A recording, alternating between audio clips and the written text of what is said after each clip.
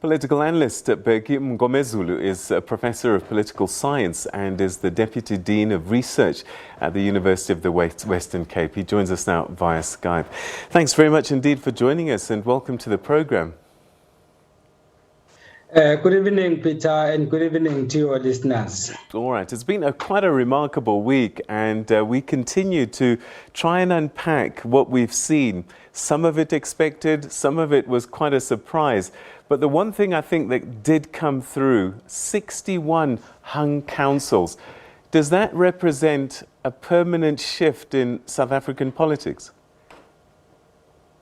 No, indeed, Peter, this was bound to happen. The moment you had 325 political parties contesting this election, and the moment you had over 1,500 independent candidates taking part in the election, meant that there will be many hung municipalities. So if you consider then those two factors, then of course you should not be surprised that we have so many hung municipalities. And unless something drastic changes between now and 2024, chances are in 2024, the number will even increase exponentially.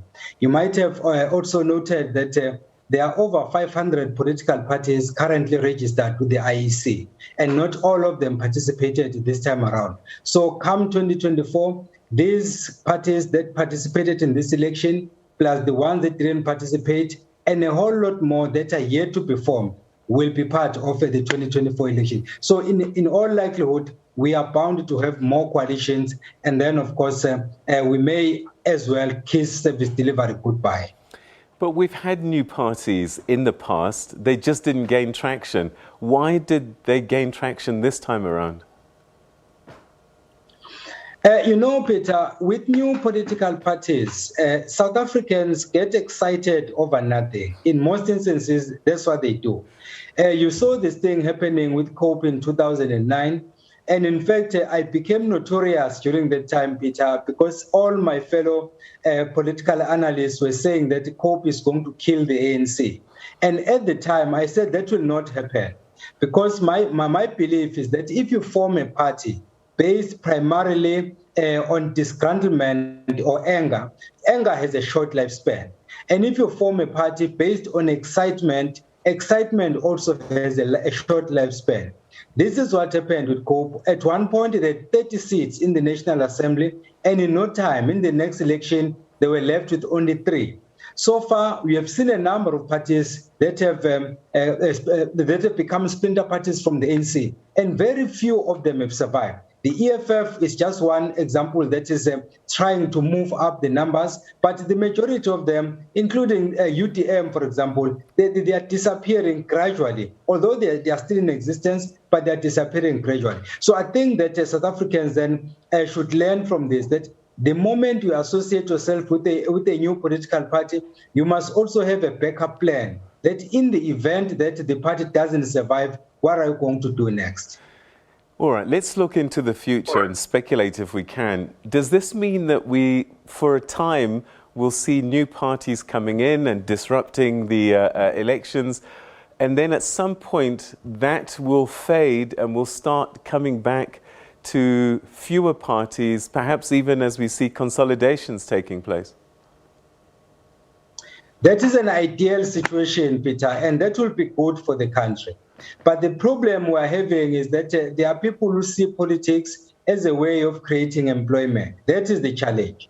So they no longer care about the interests of the people, which is why you find a lot of leaders going to the constituencies during election time, and they never set their foot in those areas until on the eve of the next election.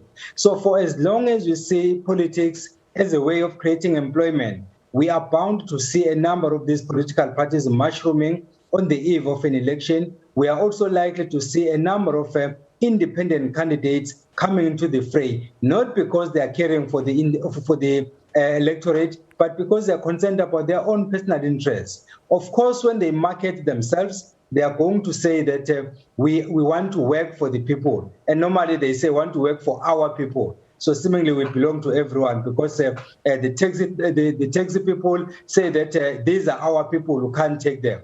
and politicians say these are our people. So we belong to everyone. So politicians then have joined the fray to say that we belong to them.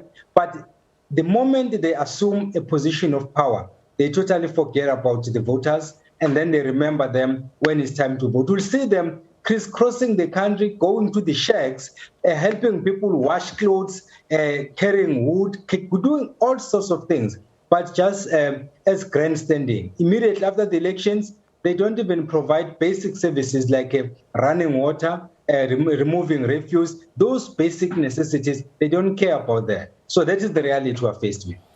So apart from Cape Town in the Western Cape, the biggest metros are all hung councils, and these are the biggest cities, hence represent the chunk of the country's economy.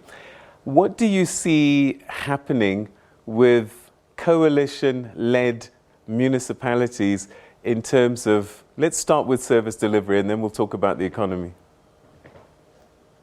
Okay, Peter, currently we have 8 metros. And of the 8 metros, only 3 of them have an outright winner. That is Cape Town, like you just said right now. And then we have Buffalo City, where the ANC has won that municipality. And then you also have Mangaung, where the ANC has won. As for the 5 remaining metros, there is no outright winner, so they become hung municipalities. So what's going to happen constitutionally, within 14 days, all the municipalities must constitute a council. So in the event that they fail to do so, the COGTA minister has to come in, put the municipality under administration, and then organize a by-election within 90 days. So political parties, therefore, have to eat a humble pie. Some of them were saying before the elections, they are not prepared to work with anyone, but that was before voters had their voice. Now voters have spoken, reality is with us, so they will be forced to work with the political parties they would not ordinarily want to work with. In other words, it will be just a marriage of convenience because they will be forced to do so. So when that happens, it will depend on how these coalitions are formed. There is a type of coalition which we call a grand alliance. A grand alliance is the type of a coalition which is formed by big parties. So in other words, if you have party number 1 and party number 2 in a municipality coming together, then that will constitute a grand alliance. But the question is, will party number 1 and party number 2 read from the same script? If the answer is in the affirmative, then we are set. But if the answer is in the negative, then it means that party number 1 will have to skip number 2 and go to number 3, and in fact even to number 4. Like for example, in eThekwini, you have the ANC with the 42.02%. So it is basically leading there. And then you have the DA, then you have the EFF, then you have the IFP. So I was talking to some of your colleagues in the morning today saying that for me, the coalition that I see working is the one between the ANC and the IFP.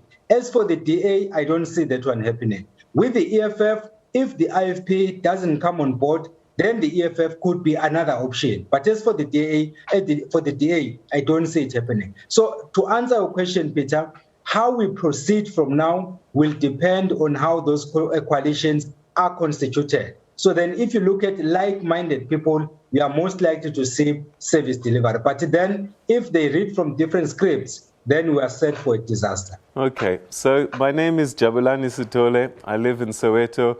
Is my life going to be worse or better after these governments form? It depends on who constitutes the coalition, number 1. And number 2, it depends on the political will of those who have elected into positions. That is one of the disadvantages of liberal democracy, Peter, because we believe in representative democracy. What it means is that not all of us can participate in government, but we participate indirectly by giving a mandate to those we elect into office, with the understanding that they are going to represent our interests. So the moment they fail to do that, then we're in trouble. So the example we are giving of someone who is in Soweto is a good one, because if those leaders have the interest of that individual at heart, they are going to do things the right way, and then life will be improved. But then if they focus on their own internal interest or their personal interest, then it means that the person who voted them in will therefore have a worse situation than the one he or she is currently in. So basically the onus is on the politicians then to save all of us, because we have given them the mandate to lead us, and we have given them trust that they are going to do the right thing. If they fail us, then of course it means we will have to live with the situation until 5 years later. Only then are we going to vote for others and hope they will do things better. If they do the same thing or worse, then we're in trouble. All right, and then perhaps finally, what about the economy? Because what we know for sure is that most jobs are going to be created by small businesses. Small businesses, by their nature, are very localized. And so the municipalities are the ones, by and large, that need to create the environments for these small businesses to thrive, to grow the economy, to create jobs. What will happen now that we've got so many hung councils? Will they be able to find their way to create a space for business to thrive? No, Peter, you are making a very critical point. We normally say politics and economy are two sides of the same coin. If there is political instability, chances are there will also be economic instability. And then similarly, if there is economic turmoil, then chances are there will also be political instability. Because what normally happens is that when the economy is not doing well, there are a number of other challenges that become the offspring of such a weak economy. Then, as a result, people go into the streets, and then they begin to challenge the government of the day. So now, in this case, if you have a municipality, say a metro, for example, you have a metro that is supposed to generate a lot of money for that particular metro and then subsequently contribute to the country's GDP. And that metro is constituted by politicians who have no idea as to what is it that they are doing. Because, Peter, truth be told, not all politicians know what they are doing. Some of them join politics by mistake, and then they find themselves occupying senior positions, but they have no clue as to how a municipality is run. So this then talks to the requisite skills that are needed to jumpstart the economy. So if you get the wrong people to occupy those positions, then of course the economy will go down. But then if you have a coalition, and in that coalition the leaders agree that we are politicians, we are going to provide political leadership, but let us get people with the relevant skills, the requisite skills to do the real job, then chances are the economy will be improved, because those who will be occupying those positions will know exactly what they are doing, and then leave politicians to do what they know best, which is to politic. So if they're to do that, we stand a better chance then that we might achieve better things than we've done before. So I think the onus is on them then to either save us or kill us. Professor Bheki Mngomezulu, I wish we had more time, so much to talk about, but perhaps we can pick up this conversation again once some of these councils have formed and we have a better look at what the future may hold. But for tonight, thank you for your time and your insights. Thank you very much, Peter, for having me, and good evening to your listeners. Thank you.